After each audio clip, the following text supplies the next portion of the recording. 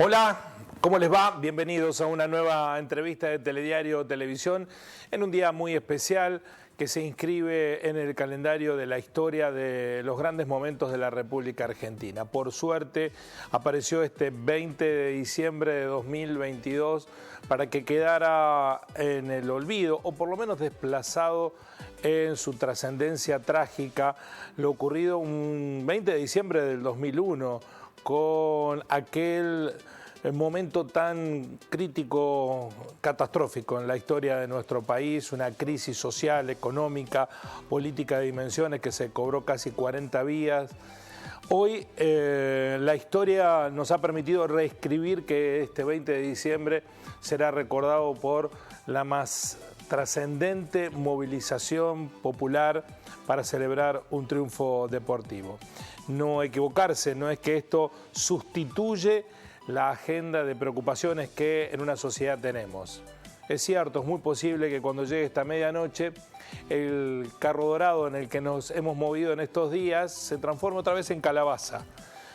Tenemos que estar preparados para ello, pero nadie nos quitará esta ilusión de Cenicienta que hemos tenido los argentinos durante estos días de gloria que nos ha permitido transitar el Mundial 2022 de Qatar. Dicho esto, volveremos a la agenda de preocupaciones y en esa agenda de preocupaciones hay una acción determinante por los gobiernos que es establecer los presupuestos, las partidas presupuestarias. Allí es donde uno puede interpretar hacia dónde va la orientación y el sentido de un gobierno, porque muchas veces se puede plantar bandera respecto de determinadas convicciones o de determinadas pretensiones, anhelos, objetivos, pero si después no se traduce en los hechos concretos, con recursos, tales pretensiones se terminan diluyendo en una retórica vacía. El Observatorio de Trabajo, Economía y Sociedad, OTE, ha realizado un informe respecto del presupuesto provincial en Córdoba para 2023, que tiene desde los números ya una señal de hacia dónde van a ir los recursos y cuáles son las definiciones principales en un año que para Córdoba tiene una trascendencia electoral determinante en doble sentido. Primero porque el actual gobierno de Juan Schiaretti no puede repetir. Hay una condición de constitución provincial que le impide repetir, con lo cual da la impresión que pareciera que se traza una línea respecto de dos líderes políticos de trascendencia que tuvo el peronismo que le ha permitido gobernar durante 25 años. ¿Podrá retener tras este cuarto de siglo al frente de los asuntos públicos de Córdoba la gobernación? Bueno, ese escenario es el que se viene. ¿Y con recursos que serán destinados de qué manera? Bueno, se lo vamos a preguntar al economista Luca Llorens del Observatorio para que nos ayude a entender a dónde van los recursos que la provincia manejará, que tendremos todos los cordobeses como decisiones políticas en el 2023. Luca, un gusto. ¿Cómo te va? ¿Cómo te va, Guillermo? Aquí, Lucas. Un saludo y un saludo a toda la audiencia. Bueno, cuéntenos respecto de los principales trazos de este trabajo respecto del presupuesto provincial 2023. Bien, el trabajo de presupuesto se enmarca en un trabajo más grande que venimos haciendo ya hace 4 o 5 años con el observatorio. De un diagnóstico de la política económica y social que se viene ejecutando en la provincia y el modelo de desarrollo que se le viene proponiendo a toda la provincia de Córdoba. El presupuesto es un reflejo de eso, ¿no? Es, como vos dijiste, es el plan y las herramientas políticas que va a tener el gobierno para llevar a cabo sus objetivos. Y en donde se ve claramente la intención de este gobierno.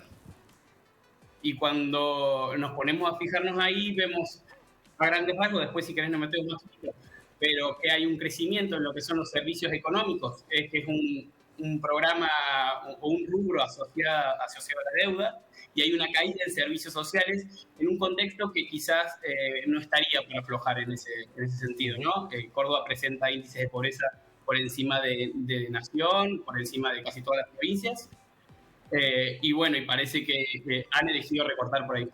Bueno, ese primer dato es que hay menos recursos para atender asuntos sociales y más recursos para atender asuntos de la deuda.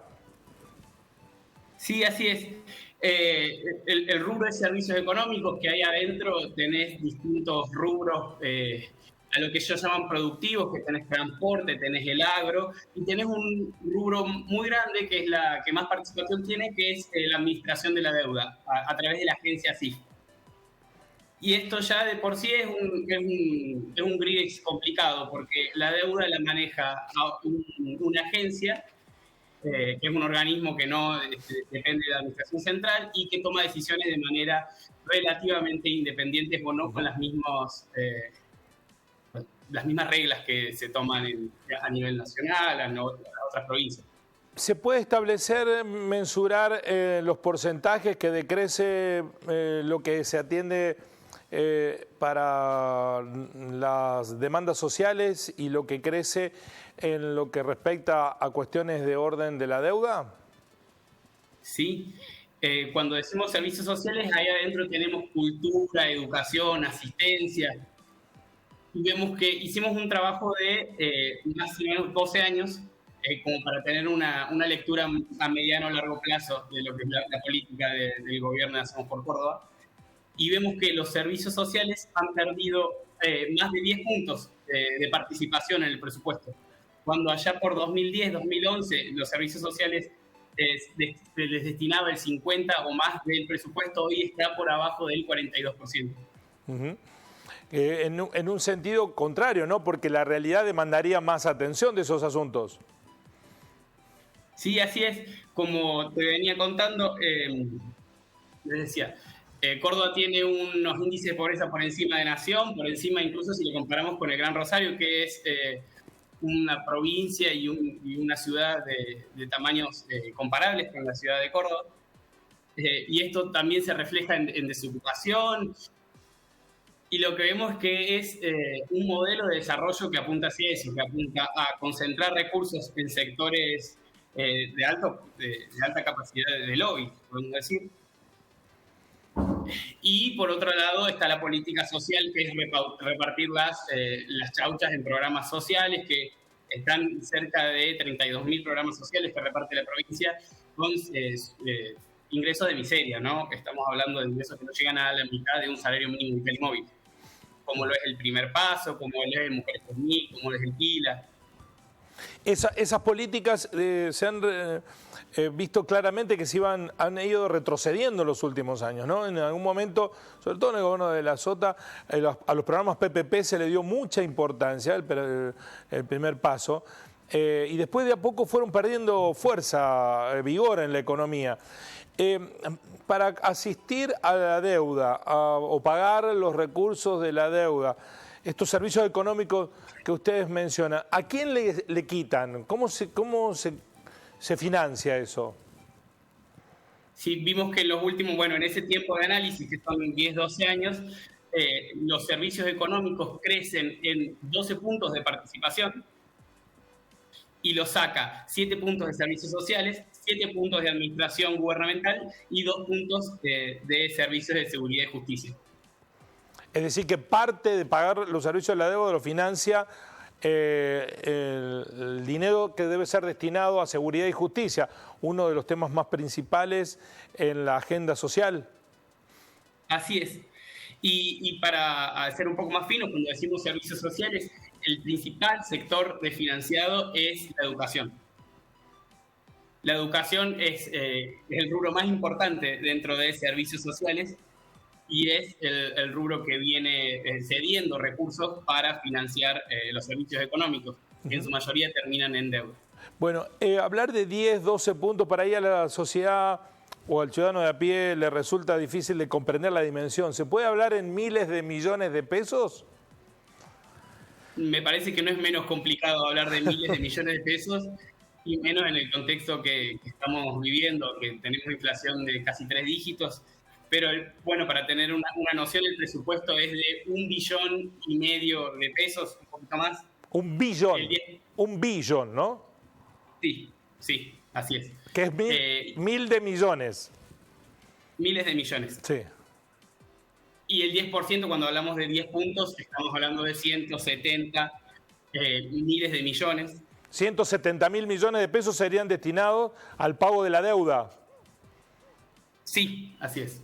Bueno, y para pagar esos 170.000 millones de pago de la deuda, le sacan el 2% a Seguridad y Justicia, es decir, estaríamos hablando de cuánto, más o menos. Tengo que hacer números en la cabeza, pero me imagino que son algo como 340 millones de pesos. Bueno, que es mucho, mucho recurso.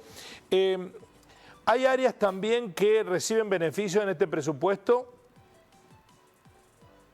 Sí, bueno, dentro de servicios económicos tenemos lo que son recursos destinados al agro, lo que son recursos destinados a transporte, lo que son recursos destinados a la promoción industrial, que vamos a decir que no es un sector beneficiado, pero sí así lo son transporte y, bueno, el sector agropecuario. Uh-huh. El sector agropecuario tiene un programa que se llama el Fondo para el Desarrollo y la Promoción Agropecuaria, que se creó hace 3 años, y maneja una cantidad de recursos muy interesantes que se conforman a través de un reintegro del inmobiliario rural. Entonces funciona como un fondo que sale desde los mismos recursos que el campo debería aportar la provincia por el inmobiliario que todos pagamos, pero le vuelven en forma de obras, créditos y otras líneas de Es decir, que uno de los sectores más ayudados en el presupuesto de la provincia es el sector agropecuario. Sí, sí, así es. Y esto es un modelo de desarrollo que venimos viendo ya hace 10, 15 años. Vemos que en los últimos, en ese periodo, la transformación productiva que hubo en la provincia ha hecho que el sector más importante, que era el sector manufacturero, deje de ser el más relevante en la provincia y pase a ser el sector agropecuario. A esto lo llamamos, por un lado, que hay una desindustrialización y por el otro lado una reprimarización. Claro, ustedes habían hablado en su momento de un cambio de la matriz económica de Córdoba, que tenía una preeminencia industrial y ahora es una clara preeminencia de orden agrícola-ganadero, en segundo lugar comercial y por último industrial. Sí, así es.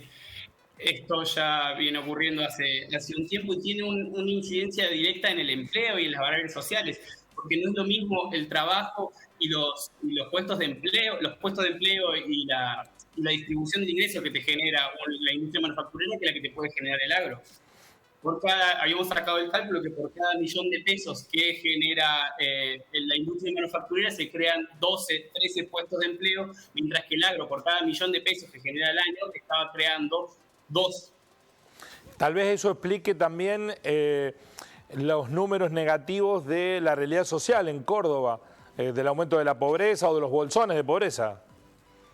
Sí, claramente viene por ahí, por eso estamos teniendo niveles de desocupación. La desocupación es casi récord en el país, en la subocupación, que son trabajos precarios que no llegan a superar las 20 horas, también es la provincia con más subocupación dentro del país.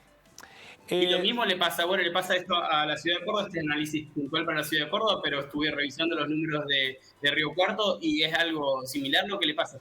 Quizás tienen un efecto derrame un poco más interesante desde el sector agropecuario, ¿no? Porque es una ciudad que está rodeada por un campo muy rico y ahí se presentan unas dinámicas diferentes, pero la realidad es más o menos la misma. Lucas, respecto de algo que se le señala mucho de la oposición, y se le reconoce de la oposición, porque incluso el propio Luis Juez lo ha mencionado en más de una oportunidad, es decir, que el gobierno ha hecho mucha obra pública, ¿no? Caminos básicamente, infraestructura vial. En el presupuesto del año que viene, ¿esa preeminencia del cemento continúa? Sí, claramente va a continuar. en un año electoral más sobre todo, es un sector que te sostiene el empleo, te sostiene el rubro de la construcción en general, que bueno, vos mencionaste 3 rubros ahí, pero el cuarto que le sigue es la construcción, ¿no? Es un rubro clave y sobre el que Hacemos por Córdoba ha sabido trabajar muy bien, ¿no? Sí, que ha reconocido también por la sociedad, muy ponderado por la sociedad, por lo menos la sociedad cordobesa ve de buenos ojos que se haga obra pública. Sí, sí, sí.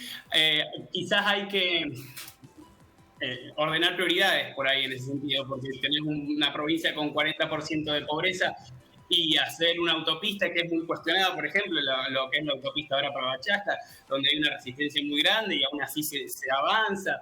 Y si nos ponemos a pensar a quién va a beneficiar, y ahí se habla de un corredor que va a ayudar a drenar recursos naturales, que estamos pensando de vuelta en esta estructura primaria, que apuesta a sectores que generan dólares, porque es verdad que la provincia y el país necesita generar dólares para continuar su expansión, pero bueno, es un modelo que entra en contradicción constante con la vida, creo.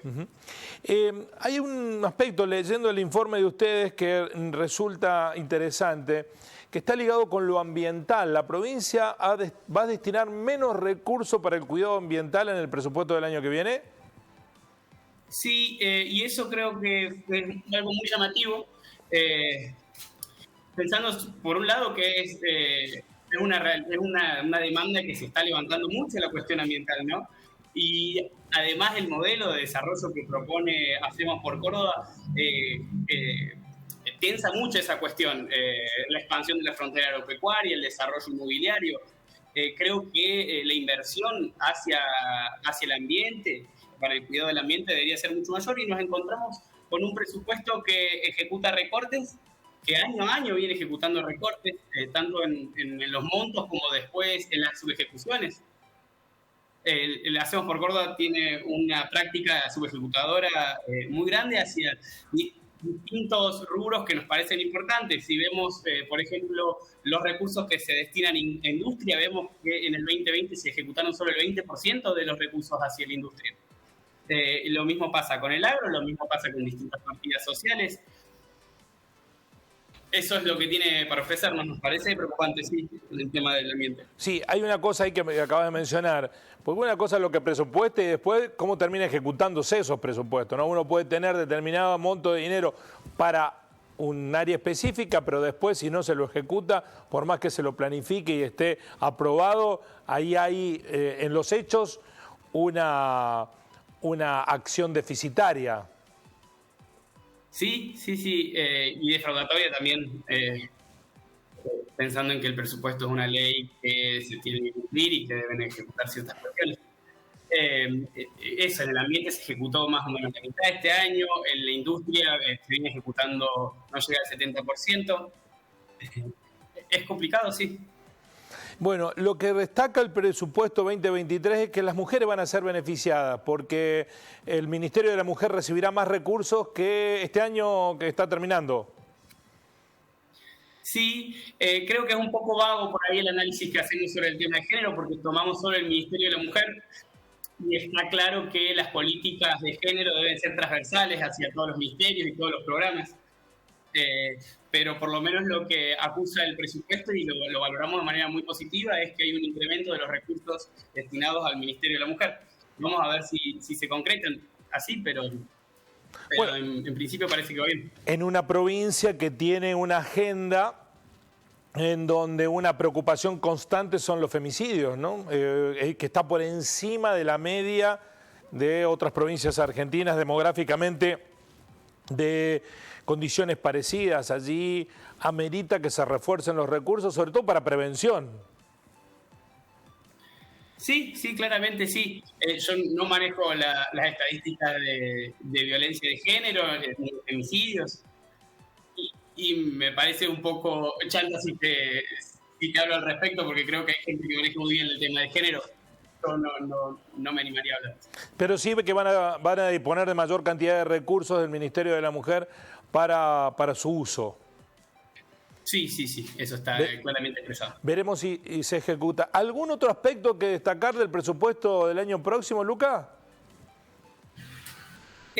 Quizás un poco recalcar que es difícil hacer un análisis presupuestario con una inflación de 3 dígitos, con un presupuesto que hoy está estipulando una inflación del 60%, el año pasado estipulaba menos, y después hay una libertad que tiene el gobierno provincial de decir, bueno, la inflación superó la esperada y hay que empezar a ajustar. Yo creo que ahora el tema ese se está revisando, de decir, por lo menos a nivel nacional, de decir si a mitad de año la inflación supera tanto por ciento, volvamos a revisar la ley. Esto me parece que se debería hacer a nivel provincial, porque si no le da un margen de discrecionalidad muy grande y el presupuesto al fin y al cabo no te sirve para nada. Sí, con estos niveles inflacionarios no solo el ejercicio contable proyectado en un estado, sino en cualquier actividad es muy relativo, ¿no? Es más supuesto que nunca, más supuesto que presupuesto, ¿no? Sí, sí, sí. Es muy difícil. Tuvimos que inventar criterios para ver cómo evaluábamos, cómo descontamos la inflación, cómo descontamos la inflación futura incluso, porque el presupuesto dice 60%, pero si vos te vas al relevamiento de expectativas del Banco Central, te está hablando de inflaciones de 70, 80%. Entonces hay un margen de discrecionalidad muy grande que veremos cómo resulta.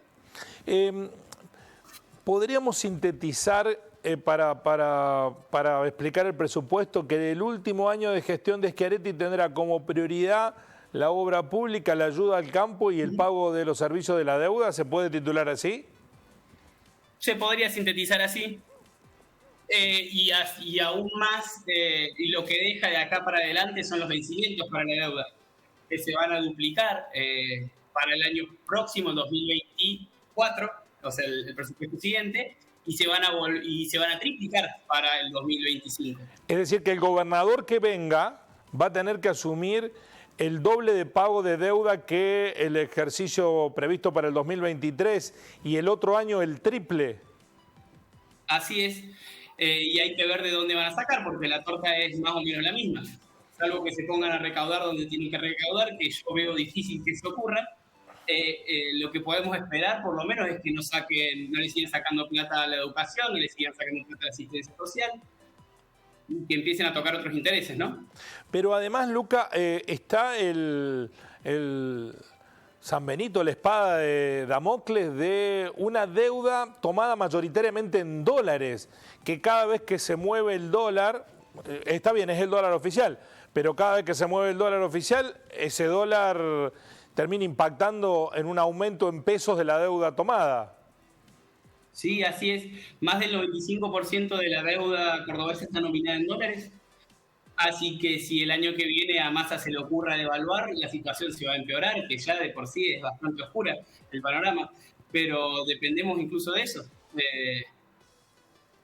Se pone difícil. Bueno, ha habido micro devaluaciones selectivas, ¿no?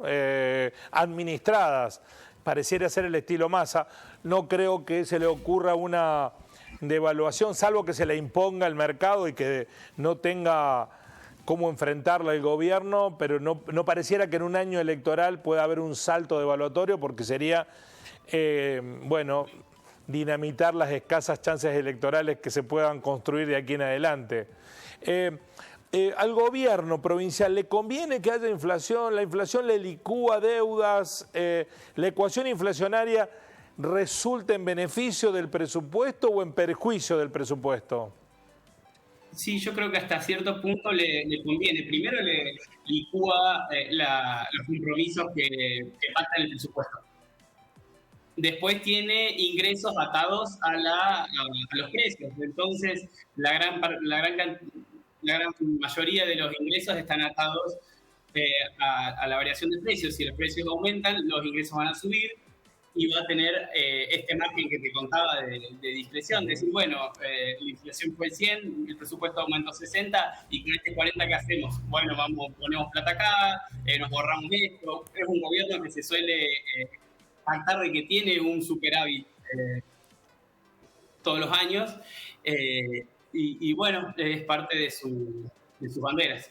Bueno, Es cierto que Hacemos por Córdoba, en esta última versión, la anterior era Unión por Córdoba, no tuvo muchos ministros de Economía. Creo que no llegó, creo que fueron 3 los ministros de Economía en 25 años, si no recuerdo mal, o 4, no más que eso, lo cual para un área tan sensible es un mérito político, no cambiar el ministro de Economía, que suele ser un fusible que salta de inmediato cuando hay problemas económicos. Esto habla que más allá de opinar en torno de cómo se direccionan las partidas, hay una coherencia interna en la acción económica, queda trasuntada en el presupuesto. Ustedes lo observan desde ese punto de vista, insisto, más allá si coincidimos o no hacia dónde van los recursos, pero ¿es un presupuesto sólido? Yo creo que Hacemos por Córdoba ha sabido tejer muy bien sus relaciones, ¿no? Con el sector inmobiliario, con el sector agropecuario, con algún sector industrial muy puntual, muy chiquito, y así también con distintas organizaciones sociales, con la política en general. Se ha sabido plantar muy bien como llevar hacia afuera los problemas son problemas de nación, y somos presos de la mala gestión nacional, y las virtudes son propias. Creo que ahí hay mucho para afinar, ¿no? No creo que sea así. Hay una gran asistencia de parte de Nación que desde la provincia no se reconoce. Sí, creo que es un presupuesto que refleja muy bien su entramado político y económico, y eso lo hace un gobierno estable, creo, y muy difícil de mañana bajar, ¿no? No parece que nadie esté en capacidad de cuestionarlo. Quizás ahora con Juntos por el Cambio juntos y con una propuesta muy cercana a la Schiaretti, ¿no? Va a poder disputarle ese espacio, pero en general está muy cómodo lo que Hacemos por Córdoba. Gracias, Lucas. Bueno, de hecho, algo que marcan ustedes, esta cuestión de que baja la ayuda social. Mañana hay una acampe de las organizaciones sociales en Córdoba previsto durante todo el día frente al Ministerio en demanda de mayor ayuda social, ¿no? Esta es una señal clara e inequívoca de esto que ustedes están describiendo, de este presupuesto, y que se acentúa en el próximo. Lucas, gracias por el análisis. Siempre es muy interesante ver cómo posan la mirada, la lupa sobre las acciones que por ahí pasan desapercibidas, de las cosas que se aprueban en la unicameral y de cómo se marca la hoja de ruta del año político electoral en Córdoba que se viene en el 2023. Muy amable. Bueno, gracias, Guillermo. Un saludo a toda la audiencia. Saludos a ustedes por el trabajo y por la entrevista. Nos encontramos en un próximo reportaje, entrevista de Telediario Televisión, para seguir analizando las circunstancias de nuestra vida. Superado el Mundial, volvemos a nuestras rutinas. Gracias por estar allí. Así son las cosas.